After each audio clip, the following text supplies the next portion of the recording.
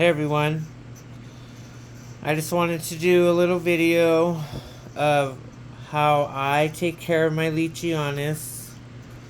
Um, this is not so much a care video, but just some things that I do. They're really easy to take care of. But what I want you guys to see is all the poop and everything that they just poop at night.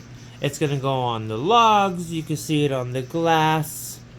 Um, This happens about every couple of days. They just start, when they poop, they just blah, everywhere. So this is what you have to look forward to. You're always going to constantly keeping that glass clean. So before I clean the glass, I just wanted to show you guys. This is my Leachianis. This is my Mount Goro. Still growing. I've had him for about 3 years, and I'll show you right now. But I just wanted to show you guys the glass, and that's what you have to expect if you want a lychee, and a couple of other things too. But I'll get into it right now. I am gonna pause this so I can clean the glass. I just wanted to let you guys know, and I just wanted you guys to see that they make a mess.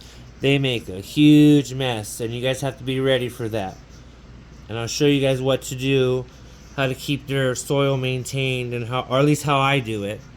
So if anybody out there is thinking about getting a Leachianis, you can see he's right there. But I'll show him off right now. I don't want to do that yet until I clean the glass. So let me clean the glass. So I cleaned this half right here. Those are some of my leaf-tailed geckos, and then some tomato frogs. All this mess you have to clean. All this is poop. It's totally disgusting. But it's just their Pangea they eat. They only eat Pangea. So we're going to go ahead and clean this glass too. It's all ill. Alright, that's much better. Still a little streaky in some spots. But for the most part, it's clean. Now that you've dealt with the poop, all this poop in here, see the poop? All the poop. Now a good thing to have you'll need to have is your cleanup crew, because they'll go around eating all that poop at night.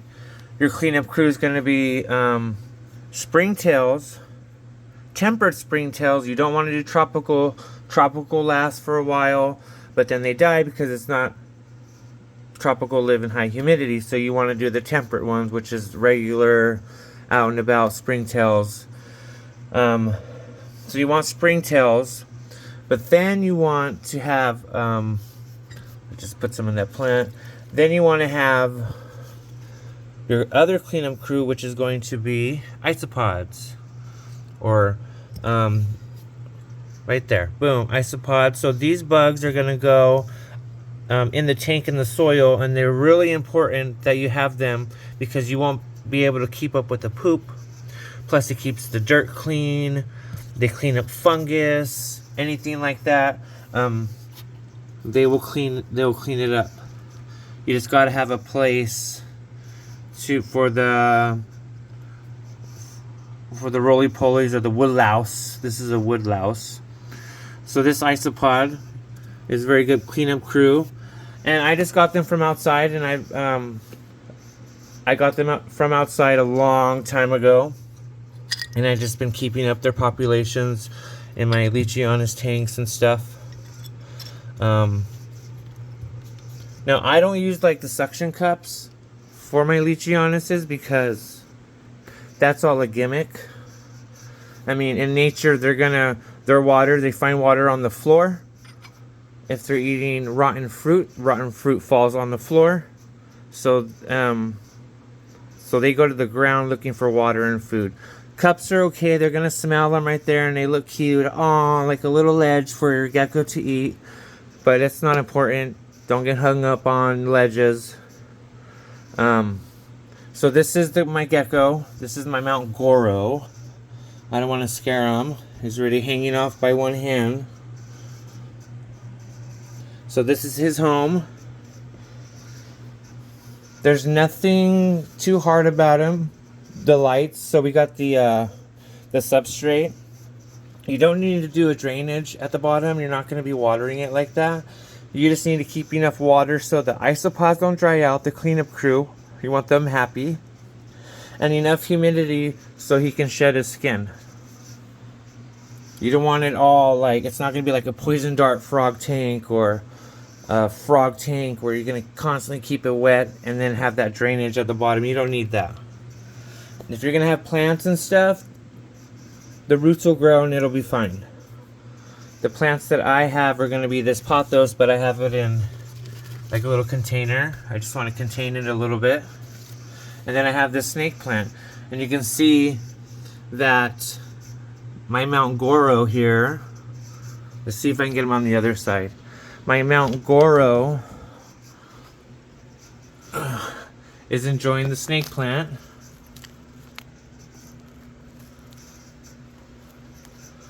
Now this guy is as big as my hand there. You can see him against my hand. He loves hanging out in his log. He's usually in this log getting that light. That's where he hangs out. Since Leachianuses are always going to be in trees and things like that, so you want to make sure to have a good holes for them to go into, good hollowed out logs for them. You know, you want to mimic a tree. Have water down for them. Their cleanup crew. Lightings. I have 2 T5s. Oh.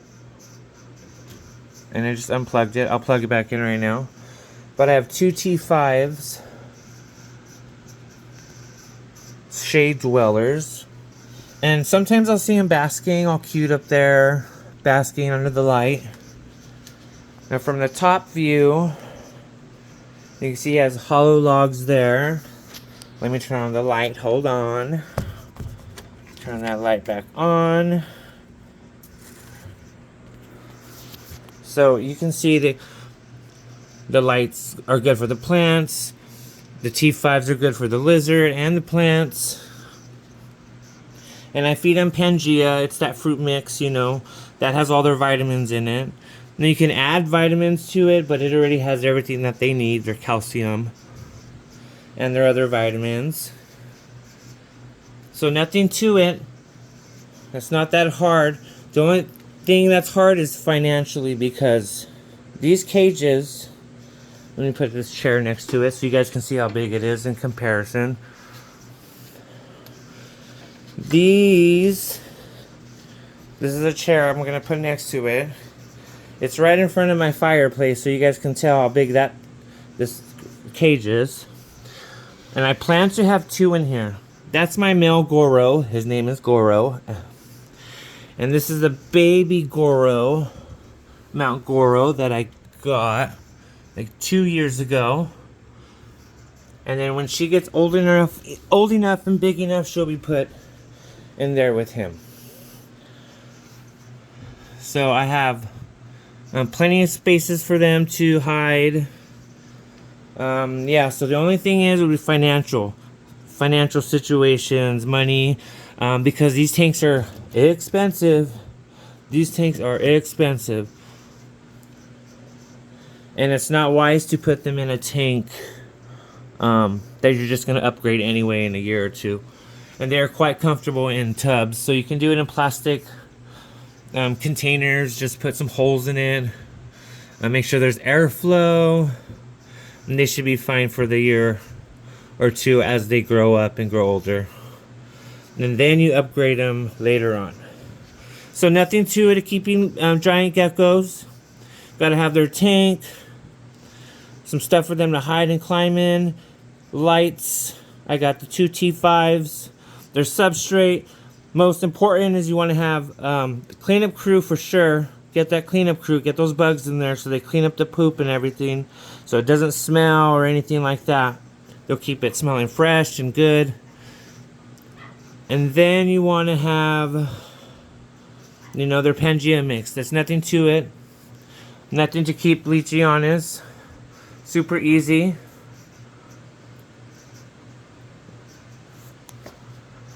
Let's see if he's gonna move. What's he doing?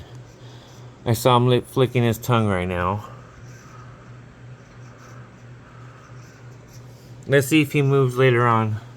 I didn't clean that side. I didn't want to bother him.